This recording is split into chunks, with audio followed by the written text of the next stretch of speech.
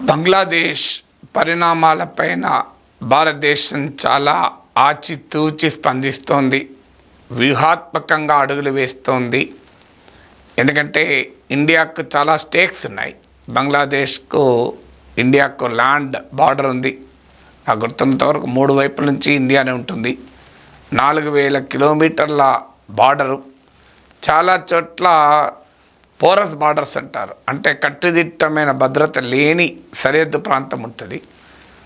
భారతదేశంలోకి చొరబాటుదారులు, తీవ్రవాదులు ఇలాంటి వారు రావటానికి అవకాశం ఉంటుంది. అక్కడ బంగ్లాదేశ్లో హింసకు గురవుతున్న, వేధింపులకు గురవుతున్న సామాన్య ప్రజలకు కూడా మన దేశంలోకి వచ్చే అవకాశం ఉంది. బంగ్లాదేశ్లో 19,000 మంది భారతీయులు ప్రస్తుతం నివసిస్తున్నట్లు మన విదేశాంగ శాఖ మంత్రి జయశంకర్ పార్లమెంట్లో పేర్కొన్నారు. ఇందులో 9,000 మంది స్టూడెంట్స్ ఉన్నారు. ఈ స్టూడెంట్స్ ఇప్పటికే భారత ప్రభుత్వ అడ్వైజ్ మేరకు తిరిగి వచ్చేసారు, ఇంటికి వచ్చేసారు. వీళ్ళు కాకుండా బంగ్లాదేశ్లో చాలామంది మైనారిటీస్ ఉన్నారు. అంటే అక్కడ మైనారిటీస్ అంటే హిందూస్. సాధారణంగా వారి క్షేమము, వారి సేఫ్టీ కూడా మన దేశానికి చాలా ఆందోళన కలిగించే అంశంగా ఉంది. బంగ్లాదేశ్లో మత దురహంకార శక్తులు, మతోన్మాద శక్తులు పెచ్చరిల్లిపోయినప్పుడల్లా హిందువుల ఆస్తులపైన, ఆరాధనా స్థలాలపైన దాడులు జరిగాయి. అందువల్ల భారతదేశానికి ఖచ్చితంగా బంగ్లాదేశ్ స్ట్రాటజిక్గా చూసినా, ఫారిన్ పాలసీ రీత్యా చూసినా, మనకున్న ఇతర కన్సర్న్స్ రీత్యా చూసినా బంగ్లాదేశ్ పరిణామాలు మనకు ఆందోళన కలిగిస్తూనే ఉంటాయి. ఇలాంటి పరిస్థితుల్లో మనం ఏ స్టాండ్ తీసుకోవాలి?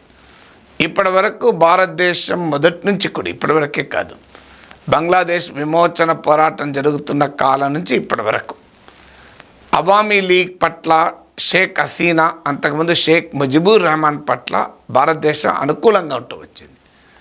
ఇది మనం కోరుకున్నది కాదు. ఇది ఒక రకంగా హిస్టరీ వల్ల వచ్చిన లెగసీ. ఎందుకంటే 1971లో షేక్ ముజిబుర్ రెహమాన్ నాయకత్వంలో బంగ్లాదేశ్ విమోచన జరిగింది. ఆ విమోచన పోరాటానికి ముక్తి వాహినిగా పిలువబడే బంగ్లాదేశ్ విమోచన పోరాటానికి భారత సైన్యం మద్దతు ఇచ్చింది. ఆ విధంగా భారత సైన్యం సహకారంతోనే బంగ్లాదేశ్ స్వాతంత్రం సాధించింది. అందువల్ల అవామీ లీగ్ ఆ స్వాతంత్ర పోరాటానికి నాయకత్వం వహించింది. అందుకే అవామీ లీగ్ ప్రభుత్వాలు ఉన్నప్పుడల్లా భారత్తో మంచి సంబంధాలు ఉంటాయి. ఇంకెక్కడా కూడా మనకు ఈ రకమైన ప్రాబ్లం ఉండదు. ఎందుకంటే మనకున్న డైరెక్ట్ స్టేక్స్, ఇప్పుడు అదే బ్రిటన్ అనుకోండి, అక్కడ లేబర్ పార్టీ గెలిచినా, కన్జర్వేటివ్ పార్టీ గెలిచినా, అమెరికాలో డెమోక్రాట్లు గెలిచినా, రిపబ్లికన్లు గెలిచినా మనకు పెద్ద స్టేక్స్ ఉండవు. కానీ బంగ్లాదేశ్తో ఉన్న హిస్టారికల్ లెగసీ వల్ల మనకు ఆ స్టేక్స్ ఉన్నాయి.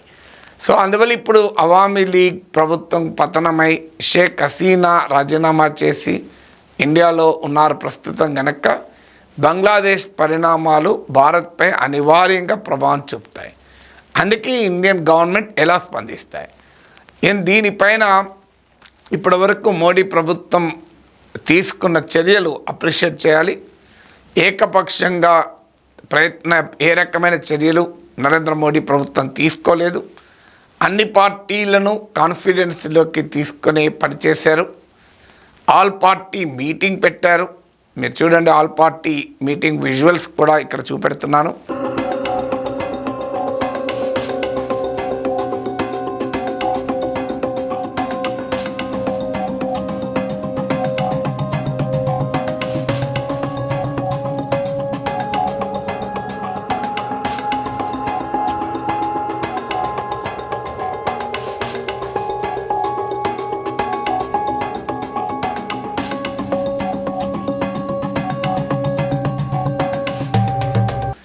సో ఆల్ పార్టీ మీటింగ్ పెట్టారు. దీనికి హోంమంత్రి, రక్షణ మంత్రి, లోక్సభలో leader of the position Rahul Gandhi, సహజంగానే ఎక్స్టర్నల్ అఫైర్స్ మినిస్టరు, వివిధ పార్టీల నేతలు హాజరయ్యారు. ఈ మీటింగులో కేంద్ర ప్రభుత్వం తరఫున external affairs minister Jaishankar Bangladesh పరిణామాలు, పరిస్థితులు, భారత ప్రభుత్వ స్పందన ఇలాంటి కీలకమైన అంశాలు అన్ని పార్టీల నాయకులకు వివరించారు. వారి సూచనలు సలహాలు తీసుకున్నారు. వారి అనుమానాల్ని సందేహాల్ని అడ్రస్ చేశారు. ఉదాహరణకు రాహుల్ గాంధీ అడిగినట్లుగా మీడియా కథనం, ఈ పరిణామాల వెనకాల విదేశీ హస్తం ఏమైనా ఉందా, భారత ప్రభుత్వానికి ఆ రకమైన సమాచారం ఉందా అని రాహుల్ గాంధీ అడిగినట్లుగా మీడియాలో కథనం. దానికి సమాధానం చెప్తూ ఎక్స్టర్నల్ అఫైర్స్ మినిస్టర్ జయశంకర్, ఇప్పటి వరకు ఇంకా ఆ సిచ్యువేషన్లో క్లారిటీ లేదు కనుక భారత ప్రభుత్వం ఇప్పటికిప్పుడు ఒక నిర్దిష్టమైన కంక్లూజన్కు వచ్చే పరిస్థితిలో లేదు అని. సో అందువల్ల అలా అపోజిషన్ పార్టీస్ను కూడా కాన్ఫిడెన్స్లోకి తీసుకొని ప్రభుత్వం తన వైఖరిని స్పందనను రూపొందిస్తుంది. వాస్తవంగా భారత బంగ్లాదేశ్ సంబంధాల్లో మొదటి నుంచి కూడా బైపార్టిజాన్ కాన్సెన్సస్ ఉంది. అంటే పార్టీలు ఏదైనా సిద్ధాంతాలు ఏదైనా బంగ్లాదేశ్కి వచ్చే వరకు ఒకే వైఖరి. ఏ ప్రభుత్వం ఉన్నా ఏ పార్టీ అధికారంలో ఉన్నా అవామీ లీగ్తో మనకు మంచి సంబంధాలు ఉన్నాయి. అందుకే షేక్ హసీనా 1975లో తన తండ్రి అప్పటి బంగ్లాదేశ్ అధ్యక్షులు, బంగ్లాదేశ్ స్వాతంత్రోద్యమ నాయకుడు షేక్ ముజిబుర్ రెహమాన్ కుటుంబ సభ్యులతో పాటు హత్యకు గురైతే ఆమె జర్మనీలో, షేక్ హసీనా ఆమె సిస్టర్ రెహానా జర్మనీలో ఉండేవారు. సో వారు ఢిల్లీకి వచ్చారు 1975లో. అప్పుడు 6 ఏళ్ల పాటు 1981 వరకు కూడా ఢిల్లీలోనే వారు సురక్షితంగా ఉన్నారు. వారు రకరకాల రక్షణ అవసరాల్ని భారత ప్రభుత్వమే తీర్చింది. అప్పుడు మీకు ఇందిరాగాంధీ ప్రధానమంత్రిగా ఉన్న సమయంలో షేక్ హసీనా భారతదేశానికి వచ్చారు. ఆ తర్వాత నిన్న మళ్ళీ వచ్చినప్పుడు నరేంద్ర మోడీ, భారతీయ జనతా పార్టీ ప్రభుత్వం ఉంది. అందువల్ల కాంగ్రెస్ అయినా బీజేపీ ప్రభుత్వాలైనా బంగ్లాదేశ్ వరకు ఒకే విధానం. అందుకే ఇవాళ ఆల్ పార్టీ మీటింగ్లో కూడా చాలా అప్రిషియేట్ చేయాల్సింది. మన పొలిటికల్ సిస్టమ్ ఒక రకంగా మనం గర్వపడేలా చేసింది. సాధారణంగా ఇలాంటి డెవలప్మెంట్స్ వస్తే రాజకీయాలు మొదలవుతాయి, మనమే తిట్టుకుంటుంటాం. ఇందుకు భిన్నంగా entire India stands United on Bangladesh development. భారతదేశం మొత్తం ఒకే అభిప్రాయంతో ఉంది. అందుకే భారత ప్రభుత్వం తీసుకునే ఏ నిర్ణయాన్నైనా మేము సమర్థిస్తాం అంటూ ప్రతిపక్ష పార్టీలన్నీ ఏకోన్ముఖంగా సింగిల్ వాయిస్లో ప్రభుత్వానికి అష్యూరెన్స్ ఇచ్చాయి. మీరు చూడండి, జయశంకర్ ఆల్ పార్టీ మీటింగ్ తర్వాత ట్వీట్ చేసింది ఈ స్క్రీన్ పైన చూడండి.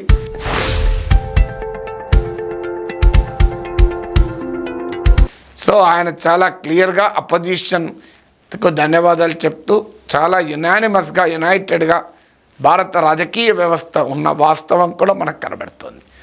ఇక ఈ డెవలప్మెంట్స్ పైన మనం ఎలా స్పందించాం, మనం వాస్తవంగా ఈ డెవలప్మెంట్ చాలా వేగంగా పరిణామాలు వచ్చాయి. సో ఈ పరిణామాలు మనకు మీడియాలో వస్తున్న కథనాల ప్రకారం భారత ప్రభుత్వానికి అంచనా ఉంది ఏం జరగబోతోంది అని. చాలా తక్కువ సమయం నోటీస్లో బంగ్లాదేశ్ ప్రభుత్వం అథారిటీస్ నుంచి రిక్వెస్ట్ వచ్చినట్లు ఎక్స్టర్నల్ అఫైర్స్ మినిస్టర్ కూడా ప్రకటించారు. సో ఈ ముందుగా ఇక్కడ మీకు షేక్ హసీనా నుంచి భారత ప్రభుత్వానికి సేఫ్ ప్యాసేజ్ కొరకు రిక్వెస్ట్ వచ్చినట్టుగా చెప్తున్నారు. అందువల్ల ఆమె మిలిటరీ హెలికాప్టర్లో ఢిల్లీకి వచ్చిన సమయంలో మన యుద్ధ విమానాలు, మన రఫేల్ యుద్ధ విమానాలు ఆమె మిలిటరీ ప్లేన్కు రక్షణగా నిలబడ్డాయి. అలాగే మన రేడార్ వ్యవస్థలు ఎప్పటికప్పుడు గమనిస్తూ చాలా సురక్షితంగా మన గాజియాబాద్ ఢిల్లీకి 30 కిలోమీటర్ల దూరంలో ఉన్న ఎయిర్ బేస్లో ఆమె ల్యాండ్ అయ్యారు. సో మీరు స్క్రీన్ పైన చూడండి.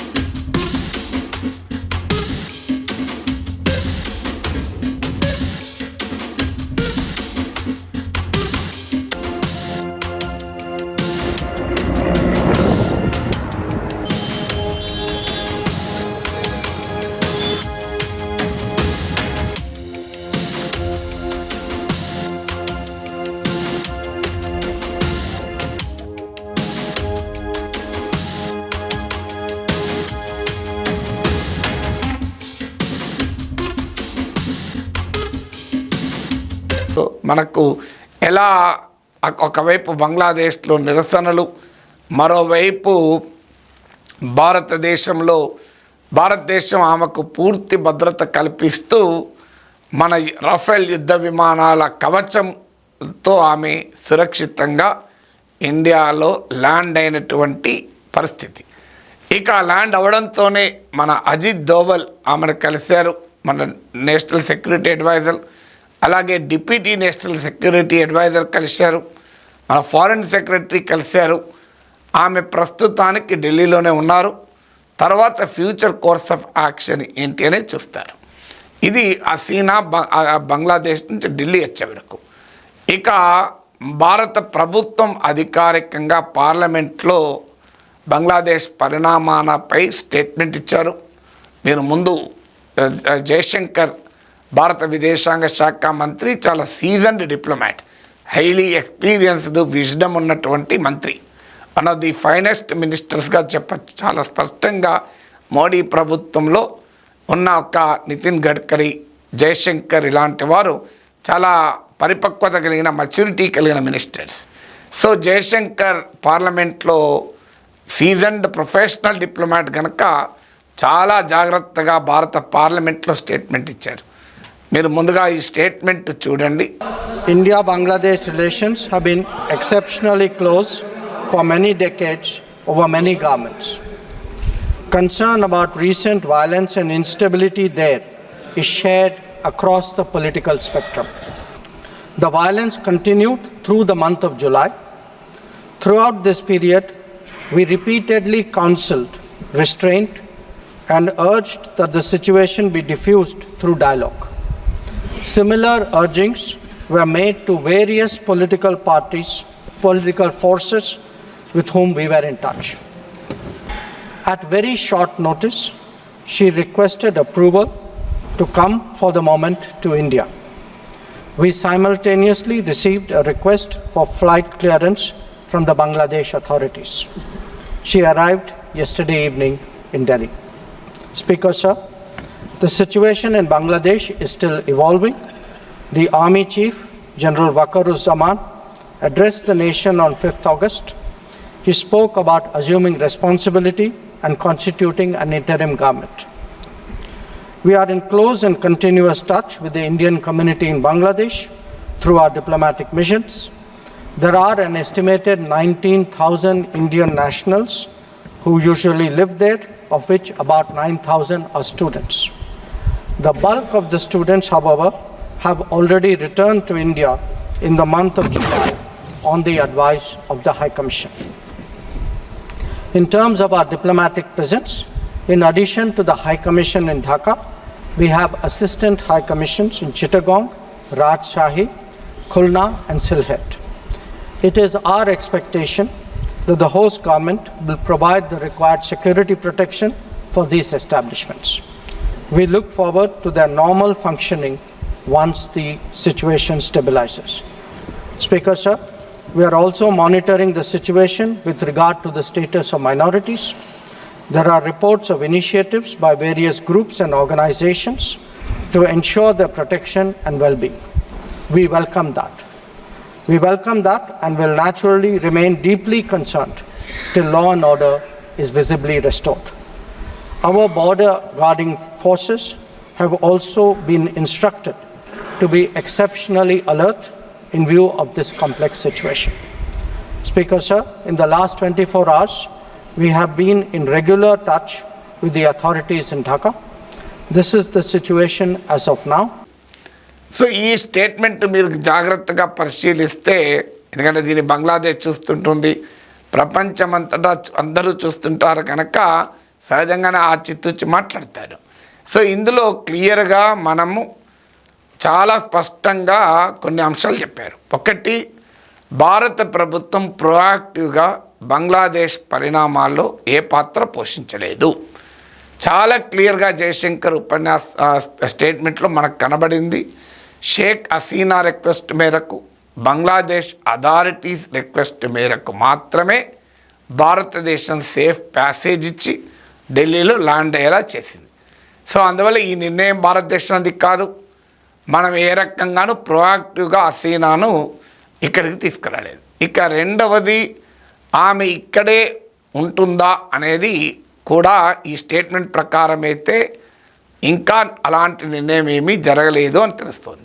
ఎందుకంటే for a moment request for a moment, కొంత సమయం కొరకు అడిగారు అని మాత్రమే జయశంకర్ చెప్పారు. అందువల్ల ఆమె గతంలో లాగా ఢిల్లీలో ఉంటారా? మీడియాలో వస్తున్న కథనాల ప్రకారం ఆమె లండన్ వెళ్ళాలని అనుకున్నది. కేవలము ట్రాన్సిట్ కొరకు మాత్రమే ఇక్కడ ఆగారు. ఇక్కడ నుంచి డైరెక్ట్గా చార్టర్డ్ ఫ్లైట్లో లండన్ పోవాలి ఢిల్లీ నుంచి, లేదంటే ఒక friendly middle east Gulf country ద్వారా వెళ్ళాలి అని అనుకున్నారు. కానీ లండన్ బ్రిటన్ ప్రభుత్వం ఇప్పటి వరకు ఆమె రాకను ఆమోదించలేదు. సాధారణంగా యూరోపియన్ వెస్టర్న్ నేషన్స్ ఇలాంటి విషయాల్లో లిబరల్గా ఉంటారు. కానీ యునైటెడ్ కింగ్డమ్ ఆమెను ఆశ్రయం ఇవ్వటానికి ఇంకా సిద్ధపడలేదు. ఎందుకంటే యూకే, యుఎస్ఏ, వెస్టర్న్ కంట్రీస్ బంగ్లాదేశ్లో అవామీ లీగ్ ప్రభుత్వం పట్ల వారు కినుక వహించున్నారు, నెగిటివ్ దూరంతో ఉన్నారు. ఎందుకంటే వాళ్లకు ఒక సెక్యులర్ డెమోక్రటిక్ ప్రభుత్వాలంటే నచ్చవు. ఎందుకంటే వాళ్ళ మ్యాకినేషన్స్, వాళ్ళ పనులు, వారి అవసరాలు, అమెరికా, యూకే వాళ్ళకు అన్నీ కావాల్సినవన్నీ వడ్డించే వాళ్ళు రాజులు, మిలిటరీ ప్రభువులు, నియంత్రణే ఉంటారు. అందుకే సౌదీ రాజు, యుఏఈ రాజు, జోర్డాన్ రాజు, బహ్రెయిన్ రాజు, పాకిస్తాన్ నియంత్రణలు అమెరికాకు మంచి మిత్రులుగా ఉంటారు. అందువల్ల బంగ్లాదేశ్లో ఉన్న అవామీ లీగ్ ఒక నేషనలిస్ట్ గవర్నమెంట్ కనుక సహజంగానే వాళ్ళకి నచ్చలేదు. అందువల్ల వారు షేక్ హసీనా పట్ల తమ వ్యతిరేకతను బహిరంగంగానే వ్యక్తం చేశారు. అమెరికా ఇప్పటికే ప్రకటించింది, ఇటీవల నిరసనల సందర్భంగా జరిగిన మానవ హక్కుల ఉల్లంఘన పైన విచారణ జరపాల్సిందే అని అమెరికా ప్రకటించింది. అంటే ఏంటి? షేక్ హసీనా ప్రభుత్వం పైన చర్యలను అమెరికా కోరుకుంటుంది, షేక్ హసీనా పైన.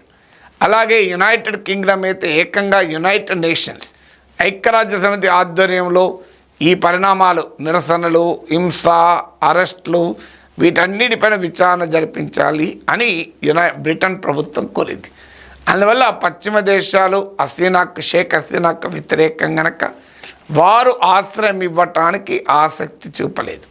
అందుకే లండన్ పోవాలన్న షేక్ హసీనా ప్రయత్నం సక్సెస్ కాలేదు. ఆమె ప్రస్తుతానికి ఢిల్లీలోనే ఉన్నారు. కొన్ని వార్తల ప్రకారం అయితే ఆమె దిగిన గాజియాబాద్లోని ఎయిర్ బేస్లోనే ఉన్నారు, కొన్ని రోజులు ఉంటారని. అయితే ఆమె పొలిటికల్ అసైలం అడిగారా? మరి ఆమె ఫ్యూచర్ ఏంటి? దీనికి కూడా జయశంకర్ చాలా క్లియర్గా సమాధానం చెప్పారు. సో ఆమె ఇప్పుడైతే ఆమె ఇంకా ఈ షాక్ నుంచి తేరుకోలేదు. అందువల్ల ఆమె ఫ్యూచర్ కోర్స్ ఆఫ్ యాక్షన్, భవిష్యత్తు పైన ఆమె ఏ నిర్ణయం తీసుకుంటుందో వినాలని భారత ప్రభుత్వం అనుకుంటుంది. అంటే మనము డైరెక్షన్ ఇవ్వడానికి సిద్ధంగా లేము అని అర్థమవుతుంది. ఒకవేళ ఇచ్చినా అది అఫీషియల్గా ఉండదు, అన్అఫీషియల్గానే.